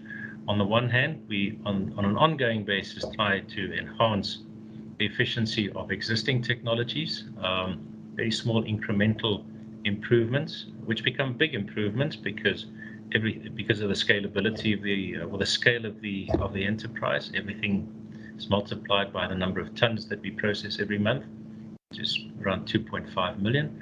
And then we're also looking at new innovative technologies to maybe provide that quantum shift in further recovery. We're only recovering about half of the material that we put into our plants, or just more than half, between 50 and 55% on average. And as a consequence, a 10 or a 50 or a 20% improvement on that could bring about a very significant change in our production profile. It's all about optimizing every single production unit, every single ton, both in terms of costs and in terms of the revenue that it produces because of the amount of gold that we extract. In terms of sound, regular relationships, the topic's actually a little bit wider than that. We operate within the law. We paid just on R250 million in income and employee tax in the first 6 months of this financial year. We conform with the laws of the country. We work towards achieving the goals of the broad-based economic empowerment philosophy that applies in South Africa. We also make sure that we stay within the ambit of the Minerals and Petroleum Resources Development Act, to name but a few, the National Environmental Management Act. In fact, there are over 100 pieces of legislation that apply to the mining industry, and we try to stay within the limits of the law. We are, however, also very conscious of the fact that we live in a constitutional democracy, and therefore we actively interpret the law. And in as much as the law is sometimes used as a podium for political opportunism, then we wouldn't hesitate to oppose that and enforce a proper application of the law and the constitutional framework within which we function through the law courts, as we did very recently in joining the Minerals Council in the interpretation of the third mining charter. Moving on to power and water supply. So we actively invest in risk, we actively invest in business resilience, and we actively invest in opportunity. That is the balance that we try to maintain, and we do that because we take full exposure to the gold price. We do not do any revenue protection as a matter of course. And we do all these things towards a variety of sustainable development goals, as you would see if you were to page through the rest of the presentation. And as a consequence, we, for example, are basically for 95% of all of our water requirements, we are independent of the supplier, the formal supplier of potable water in South Africa. Only 5% of the water that we use is potable water. The rest is all grey water. Now, just to explain what I mean by working towards sustainable development goals, this water is not only more reliable, it is not only aligned with the fact that that we don't compete with other users of potable water, in other words, that we use grey water, which is a part of the natural capital or nature capital aspect of sustainable development, but it's also cheaper, and it's more available. That we get it from this vast cavity below Johannesburg, where previously mining took place. It's treated AMD. So that sets us up both in terms of risk, in terms of operational efficiency, and in terms of the financial bottom line, because we pay less. And now we're embarking on a similar route in terms of electricity supply. Thank you very much. That was the CEO of DRDGold, and I've just been having a look at some of your comments on the YouTube channel. Thank you so much for those comments. I really appreciate them. And we now on the line via Zoom, we have Rian Davel, who is the Chief Operating Officer of DRDGold. Rian, thank you very much, and thank you for that presentation from your CEO. A couple of questions actually coming through from the YouTube channel. I'll throw all three of them at you. In fact, I've got four, but the fourth one is linked to another question. But dependency on Eskom is one question. How dependent are you on Eskom? And then the second question is dual listing. Very curious from Leroy Kumalo to say, why is there a dual listing? And then the third one is around uranium. Do you have any uranium potential in that? So, Rian, over to you. Thank you, Sam. Thank you very much for the opportunity, and thanks for the questions. It's my privilege to stand in for Neil. I might look closer at the finance side. I'm the Chief Financial Officer. But let's look, at Eskom. Obviously, based on the situation, one of our biggest risks, we run a 24-hour a day, 7-day a week, 365-day a year operation. So we need constant electricity supply. So how we've managed that risk over the years is, firstly, we have a curtailment agreement with Eskom. So that's an agreement then if there is load shedding in certain areas of our operation, we must reduce our load based on the stage of load shedding, and then Eskom won't switch us off so we can operate. But unfortunately, we've seen power interruptions nevertheless, even if there is that curtailment agreement in place. And some of that reasons are that we operate a very, very large footprint in Johannesburg region. So we've built over the years, some backup capacity at our tailings dam and at our plant. But the most exciting part of what we're looking forward, that Neil also mentioned, we're looking to invest in a solar and battery project at our Ergo operation. That would never take us completely off the grid.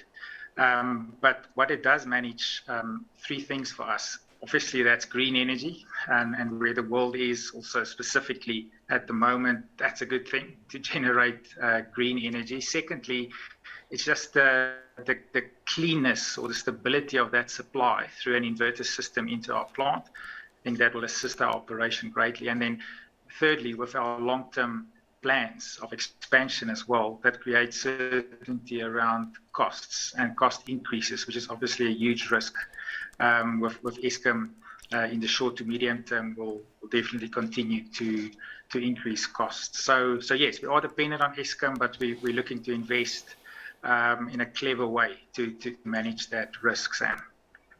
Then if I may move on to your second question, thanks Leroy Kumalo. Our dual listing, it's an historic dual listing. Yeah, we're very proud, and when I was listening to Jason and A-Reit, maybe the complete opposite. We listed in 1895 on the Johannesburg Stock Exchange, so the oldest continuously listing on the JSE. So we've survived as a company some ups and downs over the 127 years. So the dual listing came about, I think it was in the late 90s. Many of the South African gold mining companies dual listed, also obviously to access capital on the US market. But it's, I think, a listing that has stood us in good stead. Obviously, there's regulatory requirements, 20F filings, control environments. But again, it places your company at a world-class standard. So if you talk to a US investor, you can say we comply with US regulations for a foreign private issuer. And if we want to, although we haven't in the last 10 years, even longer, access the capital markets. We do have the ability, obviously, to access the JSE and in the US market. And for a company of our size, the investment that you can quickly raise there is quite significant for a small company. So I believe it stood us in good stead. And obviously a big part of our liquidity as well that Neil referred to. Roughly 25% of our liquidity happens through the New York Stock Exchange listing. So we're very proud of that listing, and but obviously with our primary listing and base as a South African company on the JSE. And then Sam, the third question around uranium. So yes, our dumps do contain that we own do contain some uranium, but what we've seen over years as experience that you're either a good gold producer with maybe some uranium, but it normally comes at the cost of the other. So we believe you need, if you want to pursue uranium, you need a very separate, dedicated circuit. So it's very difficult to produce both from the same circuit at the same time. So that's why we've chosen to focus our current operations on gold. But there's obviously, if the uranium content in dumps that are owned, not only by us, but other companies in both the East and West Rands of Johannesburg are high enough, you can pursue that opportunity. The uranium price has been very low for a long period of time, but there's definitely talk that in the medium term that price can go up. And that's obviously something that our parent company, Sibanye-Stillwater, may consider as part of their asset base as well. The exciting thing that we've indicated to the market, just talking about other products, if I may, Sam, for the moment, is that we wanted to pursue other surface minerals as well, starting with platinum group metals. And again, it makes sense because Sibanye-Stillwater, as Neil mentioned, the largest producer of PGMs in the world, and there is a surface resource available. And then also looking at battery metals, the battery metal space, which the world is pursuing around green energy. That metals is still needed to be mined, and we want to pursue a model of on surface, again, battery metals processing, where we really like this model of not creating any additional waste. So we take something that has been thrown away and we remine it, reprocess that, and we just deposit that again in a very responsible way. And that's why our purpose is also to roll back the environmental legacy of mining. And that's something that really excites me about our story, being listed in 1895, still being around, doing the final cleanup, and we're looking to grow and expand both our operations, and as I've mentioned, looking at other growth opportunities as well. Yeah, thanks, Rian. You raise a good point about today we've had probably the youngest company on the JSE, and we've also got the oldest on the JSE. Tell us about your relationship with Sibanye. Obviously, they're a majority shareholder. Is that something that you are looking to hold on to, or any kind of thoughts either around an unwind or even an increase in their shareholding? Of course, only that which you can say publicly with us this morning. Always, Sam, and obviously we're not in control of that shareholding, yes. Our parent is, but you're right, they obtained that through our acquisition of our Far West assets from them in 2018, where they initially obtained a 38% increase. And then in January 2020, as part of that transaction, they had the option to increase that shareholding through a cash issue. So we managed to raise an additional just over R1 billion, taking their percentage up to 50.1%. So, and as I've heard, Neil Fruneman, the CEO of Sibanye-Stillwater, said at the time, it is an investment for them in a company. So, and I think from that point, we've as a company, DRDGold, we've performed very well. We note also in the presentation our 15-year uninterrupted dividend history. So I think from that point of view, as I can see, and obviously as I mentioned, it is Sibanye-Stillwater's investment. They're holding on to that 50.1, and we may look in the future. We don't know how that may change. I've mentioned, and that's public information that we're pursuing over the medium term platinum group metal investments for our company. Obviously, we know that Sibanye-Stillwater, as I've mentioned, owns large quantities of surface PGMs. So we never know in the future what that may hold. But I think it's a great position to be in, to have a strong anchor shareholder supporting our business, that have invested heavily in our business. I've mentioned that just over the R1 billion in January 2020. And I think it just creates marvelous growth opportunities for DRD, and that relationship, from my perspective, is working really well. Thanks, Rian.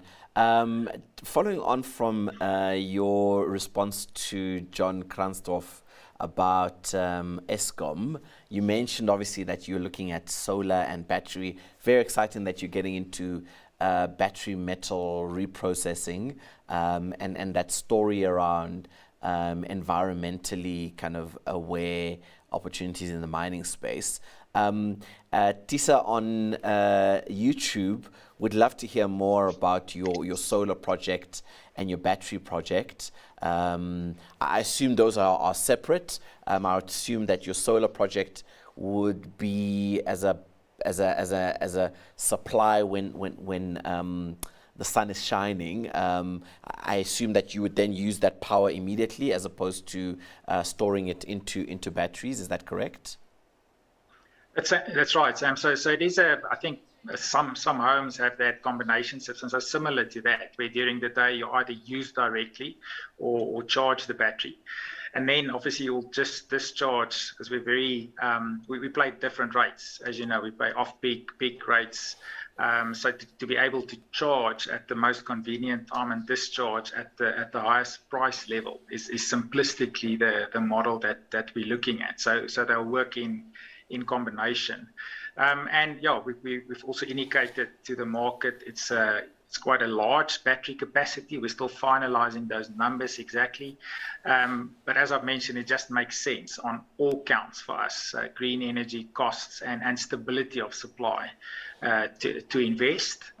So it's just for us to get over the final regulatory hurdles, and hopefully we can tell the market more on those specifics. As I mentioned, it's not to get off the grid completely, but it's to get a solution that's stable and cost. Obviously, I think many long-term businesses like mining are worried about cost increases. So really exciting. We're looking forward to tell the market more as soon as we've firmed up on all the numbers. Thanks, Rian. Just a reminder to our viewers, if you are looking for those CPD points, there's a maximum of 3 points available this morning. The email address there is ZIA or ZIA at iasa.co.za. ZIA at iasa.co.za. Rian, maybe in terms of then future plans, I know that you've mentioned looking at new materials, whether it's surface PGMs or surface battery materials.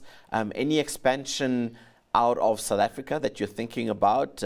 Obviously, our whole continent is endued with a lot of these minerals, and you as kind of probably the continental expert on surface reprocessing. Any views of going northwards? Sam, yes. Firstly, may I mention that we are spoiled for choice on our doorstep. So yes. I think there's not another area, I believe, like this in the world where you had concentrated gold mining for approximately 130 years. So firstly, from a growth point of view, we would like to expand both our operations. So we're obviously looking at regional consolidation in the East and the West Rand. And for that, we need to expand our tailings deposition capacity. And hopefully, because we've established that network and expertise to mine, because it's a unique business where we have mega volume, so anything in the region of 2.5 million tons per month, but also nanotechnology recovery. So we recover approximately 200 parts per billion. So you need to keep everything stable and in check. And you're right, as you mentioned, Sam, we've built up that expertise. So firstly, look to expand our South African operations in gold, East and West. Then secondly, looking locally, I believe will be the logical step from my perspective for PGM opportunities. And then, to look at opportunities, in the rest of Africa, and in theory around the world. And that's what really excites me about our model. So it can be replicated, implemented, any place in the world where large-scale mining has taken place. And maybe in the past, mining has built up not the greatest of reputations, in that what is left behind is an environmental challenge. So where our model says, let's step in, let's actually go and do vegetation. And we've done that over the last 10 years. We've released more than 900 hectares of land, where this dump is sitting on a site and it's sterilized. So our model come in, remine, that land is liberated, it can be used for something else, and any environmental hazards or damage is also removed. So that really excites me, where we can look at models, and also maybe owning it ourselves is one model. The other one is just selling our expertise to how do you keep this mega volume nanotechnology recovery system in check on a 24-hour a day basis. So definitely looking to diversify, as we've indicated, product, and then it wouldn't be a bad idea to diversify in other parts of the world, similar to what Sibanye Stillwater did with the acquisition of Stillwater. So going to the US and to other parts of the world. So that makes a lot of sense. No, brilliant. Thanks, Riaan. And let me just double check your position. I think we have it as COO, but you said you're CFO. No problem. I'm the Chief Financial Officer, okay. But that's just for the record. No All problem. right, great. Riaan Davel, thank you so much for joining us. Really exciting story, and I love the environmental angle to what your business is doing, and of course, all the best to you in your growth, and we'll be watching this story closely. Thank you, Riaan. Thanks very much. Thanks very much, Sam. Thanks for the opportunity. Cheers. And ladies and gentlemen, that brings us to the end of our interviews. It's been an absolute pleasure to have you with us, and thank you for joining us. Before I go, let me wrap up in saying that we as the JSE have been a meeting place for capital raising, and an important part of the South African and African story around capital markets for over 130 years. And really, we're excited about the focus and the opportunity to play a role in the SME space, whether it's capital raising through JSE private placements, whether it's helping startups and smaller companies grow through the incubation program, or even maybe medium companies that have the opportunity to accelerate through our accelerator program. We had a launch about 10 days ago of our first cohort of accelerator graduates. And what is exciting about that launch was we're seeing both profitability and revenue growth within that cohort of between 50 and 150% in 1 year. That's really exciting. We've been able to assist a lot of these companies to grow their product offering offshore, and these are new jobs and small companies growing. And of course, on the listed market, we've seen small caps just fire on ahead with 50% market return in 2021. So we're really excited about what is happening in the SME space, the small cap space. Of course, our listed companies on the Altex and on the main board that are small caps. And we think this is just the beginning of the journey. We think that as we add our voice to fighting unemployment and bringing growth back into the economy as a post-COVID recovery, we're excited to partner with our clients on this journey. So thank you very much to all the speakers. Thank you to Business Day for hosting us so well. And we have another one of these coming up in the next few months. So watch our social media, and thank you for joining us. And don't forget those CPD points. Remember to send your email address, your number, and your name and your ID number to zia@iassa.co.za.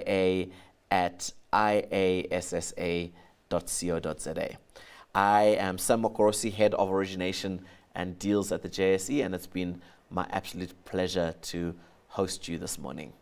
Thank you. Goodbye.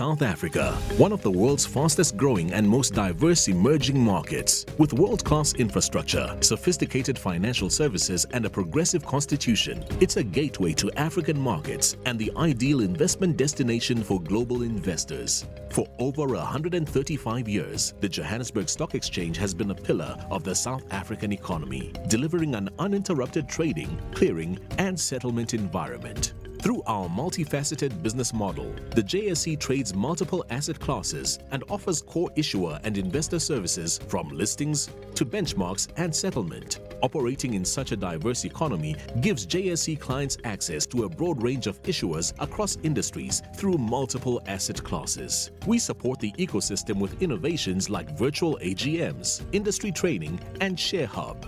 We also offer secure, efficient secondary capital markets across a diverse range of securities. Through the JSE co-location facilities, clients can host their infrastructure at the JSE and access high-speed, low-latency trading and market data. Clients can access live JSE market data through our London-based international access point, which facilitates connection from almost anywhere in the world. Our direct market access process allows clients to participate quickly and easily in the auction periods and continuous trading periods. The JSE's integrated trading and clearing capabilities deliver real-time clearing, allowing members to use cross-market trading strategies on a stable, functionally rich platform. And our world-class infrastructure technology systems safeguard operational resilience, especially in uncertain times. The JSE also offers a complex order suite that provides a secure, non-visible and regulated channel through which to execute big orders. This enables competitive trading strategies and improves the efficiency of filing large orders while minimizing impact. A variety of market data products is available to market professionals and data distributors, which includes live, non-live, end-of-day, and historical data. We have nearly 170 indices across a variety of methodologies and investment criteria. Our joint venture with FTSE Russell includes a range of world-class indices. Other available datasets include bond ETP data, tick data for most markets via the JSE Tick Data solution hosted by the CME Group, corporate actions, business intelligence reports, valuations data, and live data provision via our IAP. JSE Clear is the settlement authority for exchange-traded equities and the clearinghouse for the exchange-traded derivatives market. It clears and risk manages transactions in securities listed on the JSE. We have created an environment that enhances sustainability and disclosure, maintains the highest governance standards, and offers innovative products that allow investors and issuers to act on their sustainability needs. As a leading global exchange, we co-create, unlock value, and make real connections happen. JSE, let's connect.